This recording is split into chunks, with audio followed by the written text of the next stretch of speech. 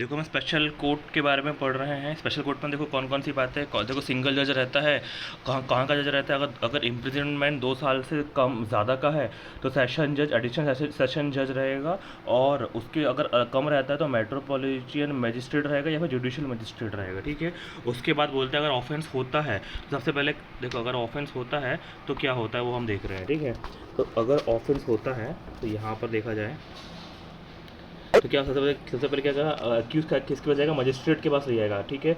Magistrate के पास ले जाएंगे तो मजिस्ट्रेट क्या करेगा? अगर इम्प्रिजनमेंट 2 साल से ज़्यादा है, 2 साल से कम है तो मजिस्ट्रेट, देखो दो मजिस्ट्रेट, एक एक रहता आई है होप ये जे सारी ई, ध्यान बातें रखना, जे ई है ना, judicial magistrate, executive magistrate. Judicial बड़ा रहता है, एग्जीक्यूटिव छोटा रहता है, क्योंकि बोलते हैं ना एग्जीक्यूटिव छोटा रहता है। तो जुडिशियल क्या रहेगा? 15 दिन की ज़्यादा कस्टडी नहीं रख सकता, और एग्जीक्यूटिव 7 दिन से ज़्यादा कस्टडी नहीं रख सकता। ये एमसीक्यू में आएगा, 100% आएगा। ठीक है। अगर अप टू 2 ईयर तो ये दोनों यही देख लेंगे मजिस्ट्रेट। अगर 2 साल से ज़्यादा है तो स्पेशल कोर्ट में भेज देंगे। और स्पेशल कोर्ट में दो रहता है, क्या रहता है? एक रहता है समरी ट्रायल, एक रहता है रेगुलर ट्रायल। सबसे पहले है कोर्ट आगे क्या में बढ़े। आएगा? समरी ट्रायल में जाएगा। ठीक है। अभी समरी ट्रायल में क्या हो जाएगा? समरी ट्रायल में इम्प्रिजनमेंट 1 साल से ज़्यादा नहीं हो सकती है, और अगर लगता है कि 1 साल से ज़्यादा होगी तो क्या हो जाएगा? रेगुलर ट्रायल में जाएगा। अगर अगर अगर ये क्या जाएगा? 1 साल से ज़्यादा काय में जाएगा? रेगुलर ट्रायल में आ जाएगा। ठीक है। और अगर उसको पहले पहले से ही लगता है कि कोर्ट को कि रेगुलर ट्रायल में ही होना चाहिए तो रेगुलर ट्रायल में भेज देंगे उसको। ठीक है। उसके बाद क्या होगा? जो स्पेशल कोर्ट है,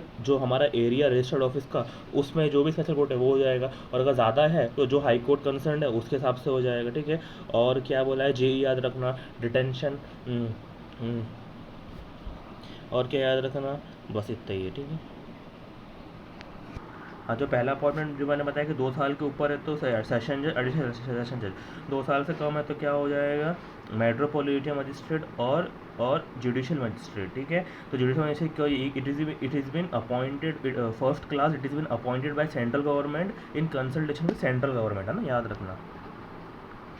देखो हाई कोर्ट के पास पावर है कि देखो सेशन कोर्ट जो था उसी की जज स्पेशल कोर्ट में बैठे हुए हैं। तो हाई कोर्ट के पास पावर है कि अगर इसमें से कोई समझ नहीं रहा है तो दूसरे सेशन कोर्ट में भेज सकता है। ठीक है। और अगर सियाले स्पेशल कोर्ट जम नहीं रहा है तो दूसरे स्पेशल कोर्ट में भेजवा सकता है हाई कोर्ट। ठीक है।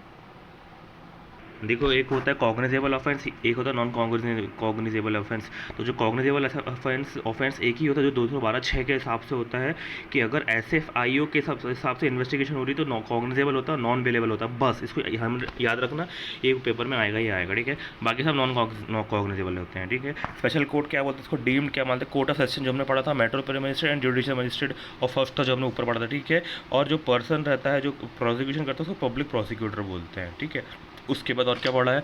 उसके बाद बस इतना ही पढ़ा है। ठीक है। उसके बाद क्या बोलता है? Transition period. जैसे कि पहले क्या था? सेशन कोर्ट था। पहले क्या था कि जो सेशन कोर्ट था वो सेशन कोर्ट में चल रहा था, मगर जो उसके बाद वाले आए हैं वो मेट्रोपोली मजिस्ट्रेट और जुडिशियल मजिस्ट्रेट के हाथ में आ गए। ठीक है। और पता है कि बस याद रखना इसको। देखो MCP मीडिएशन एंड कंसिलेशन वाला एक फ्रेंडली बिहेवियर के हिसाब से बनाया गया हुआ है। इसमें क्या होता है? पैनल ऑफ 1 और मोर एक्सपर्ट्स बाय सेंट्रल गवर्नमेंट बना देते हैं, जिसमें क्वालिफाइड मेंबर्स रहते हैं, और इसमें भी प्रिस्क्राइब्ड रहता है, फीस रहती है इसमें भी प्रिस्क्राइब्ड।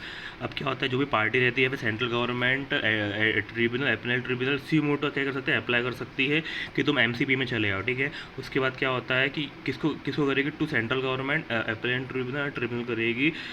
और ये जो मैटर है ये 3 महीने के अंदर सुलटाना पड़ेगा। ठीक है। क्या करना पड़ेगा? 3 महीने के अंदर सुलटाना पड़ेगा। लेकिन अगर एग्री पार्टी को लगता है कि नहीं यार बराबर नहीं है तो ये ऑब्जेक्शन फाइल कर देगा सेंट्रल गवर्नमेंट ट्रिब्यूनल को, और ये ऐसा माना जाएगा कि ये पहले कुछ ऐसा हुआ ही नहीं था।